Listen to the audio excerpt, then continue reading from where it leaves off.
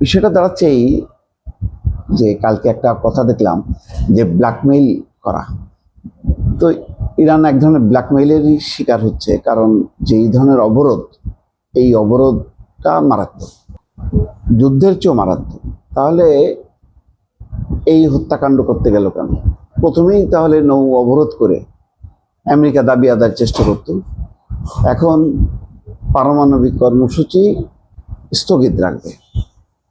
Iran বলছে 5 বছর, আর যুক্তরাষ্ট্র বলছে 20 বছর বন্ধ রাখতে হবে।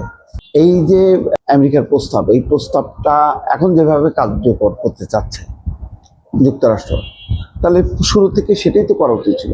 প্রথমেই হত্যাকাণ্ড দিয়ে শুরু হলো কেন? ইরানের সর্বোচ্চ ধর্মীয় নেতা। যুদ্ধ তাহলে এই পানিপথেই হইতো, লোকজন ক্ষয়ক্ষতি কম হতো। এখন এই যে 33,000 অবকাঠামো যে ধ্বংস করা হলো, 2,000-এর উপরে মারা গেল, তার জেরে মানে 2,000-এরও বেশি মারা গেছে লেবাননে। এই যে বিপুল মানুষের ক্ষয়, অবকাঠামো ক্ষয়, এইগুলি কিভাবে রিপেয়ার হবে? ইসরায়েল বা আমেরিকা কি দেবে এইসব ক্ষতিপূরণ? দেবে না। তাহলে কেন এই যুদ্ধ চাপানো হলো? আর এইভাবে কি কোনো, এটা তো এক ধরনের বাধ্য করা, চুক্তি আলোচনার মধ্য দিয়ে সমঝোতা হওয়া, মানে দুই পক্ষ একটা উইন উইন হবে, তারপরে দুই পক্ষ ছাড় দেবে, তারপর চুক্তি হবে। এখানে তাহলে যুক্তরাষ্ট্র কি ছাড় দেবে?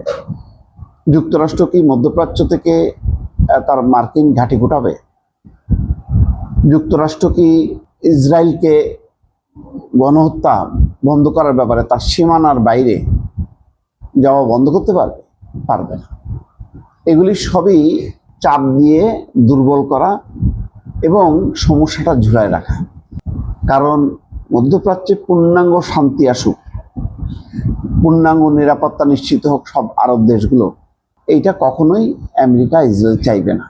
সবসময় অস্থিরতার মধ্যে রেখেই চাপ দিয়ে আরব বিশ্বের কাছ থেকে স্বার্থ আদায় করা, হাসিল করা, এই কাজগুলি আমেরিকা ইসরায়েল মিলে বহু বছর ধরে করছে এবং আগামীতেও করবে।